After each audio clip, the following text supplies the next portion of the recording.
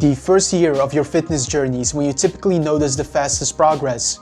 Unfortunately, I made a lot of mistakes in that time period. After using ineffective training methods and following fad diets, I saw little results. Only after fixing the common mistakes I was making, I was able to get the results I wanted.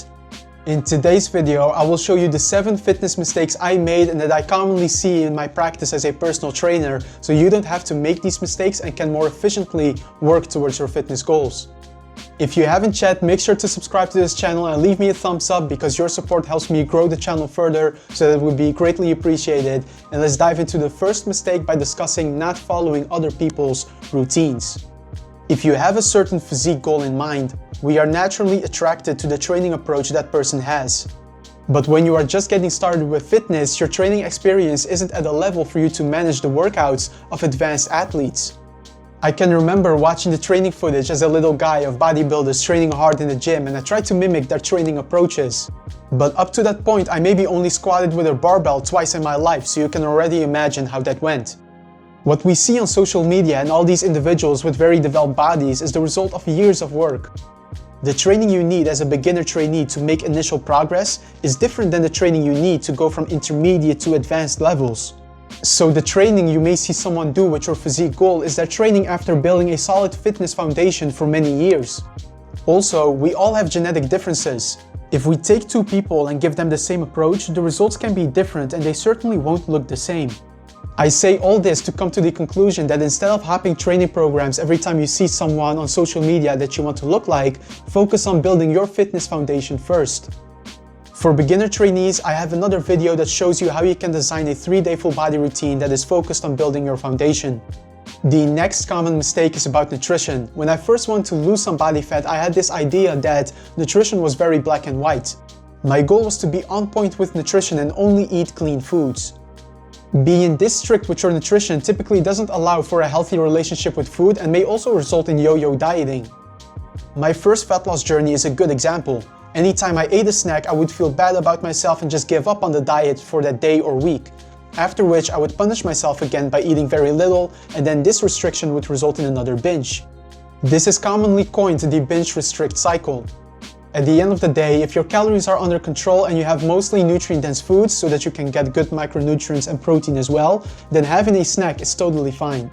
Enjoying foods you like is part of a healthy and sustainable lifestyle. We just have to make sure that the base of your nutrition still covers some basic principles like calorie control and enough protein so that you can continue progressing while having a flexible dieting approach.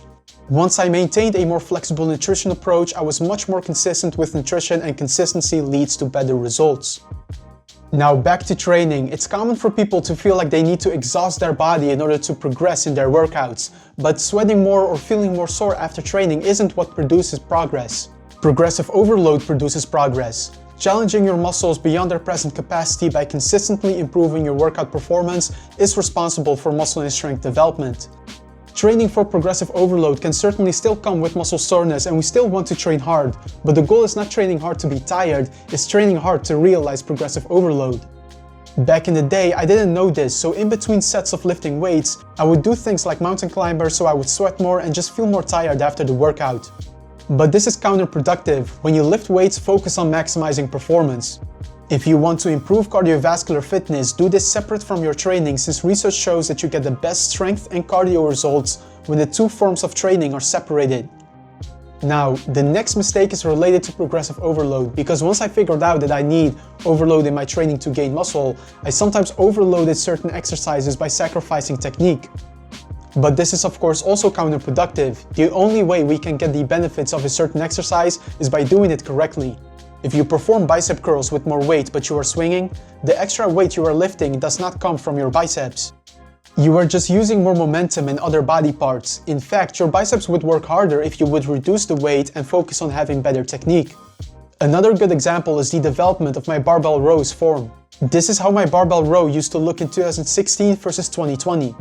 As you see, in 2016 I'm standing quite upright and the range of motion is restricted, but I'm using more weight. In 2020 I use less weight, but my form is better because I am bent forward more, which helps me train the lats harder. Even though I am using less weight, my back is more developed than it's ever been. So yes, progressive overload is important, but progress while keeping your form the same. Mistake number 5 is about bulking. When people go into a bulking phase, it's often seen as this free card to just eat drastically higher calories. Even though we want to increase your calorie intake so that your muscles have more energy for training, we don't want to eat so much that you gain excessive fat. Tell that to the 2017 version of me who thought it would be fun to try a dirty bulk. But gaining weight more quickly doesn't necessarily always result in more muscle growth. We know from research that experienced trainees can effectively support muscle growth by only eating 10% above their maintenance calories. So if you maintain your body weight at 2,500 calories per day, your lean bulking calories could be around 2,750 calories per day. So when it comes to bulking, slow and steady is the way to go. The 6th mistake is something I think many people make as they start their fitness journey, and that's thinking you need a lot of abdominal exercises for you to get six-pack abs. But if we think about what's between you and a six-pack, it's typically not being able to do more crunches, but your body fat percentage. A 2011 study investigated the effects of training the abdominal muscles 5 times per week. After a 6-week period, no significant decrease in abdominal fat was found. So just training abs won't reduce abdominal fat. We need a calorie deficit to lose body fat for you to showcase your abs. With that said, abdominal training is not useless. Making your abdominal muscles more developed and stronger can help them become more apparent once you are at a lower body fat percentage. The last mistake I'd like to cover is about sleep. We often stress the details of certain training and nutrition factors, but sleep is a component that's oftentimes overlooked. For me too, I still sometimes struggle with getting a good 7 or 8 hours of sleep, but it is truly underrated. In one 2010 study, it was found that a group sleeping 8 hours per day as opposed to only 5 hours lost 55% more fat and also maintained more muscle. This is not to scare those that are struggling with getting enough sleep, but it's more to show that sleeping better can improve your results quite a bit. So if you maybe sleep less than 6 or 7 quality hours per night, then having better sleep is one of the simplest things you can do to improve your fitness results. And I'd like to share with you 3 practical tips that I use to improve sleep quality. First, sleep in a cool room since this helps you reach the right body temperature for falling asleep. Also, try to relax the few hours before sleep so that your brain is not very active until late in the night. And lastly, try to minimize blue screen exposure. You can use blue light filters on your phone to minimize blue light exposure at night. And that's it for today's video, and that's also the last video of 2020. I just want to say a quick thank you for the support in the past year. It's been great, and I look forward to providing more value in 2020. About this video, I tried to organize my mistakes in a way where it would provide value to you, so I hope it's helpful. As always, feel free to leave a comment below if you have any questions, subscribe to the channel if you haven't yet, leave me a thumbs up, and I'll see you in the next video.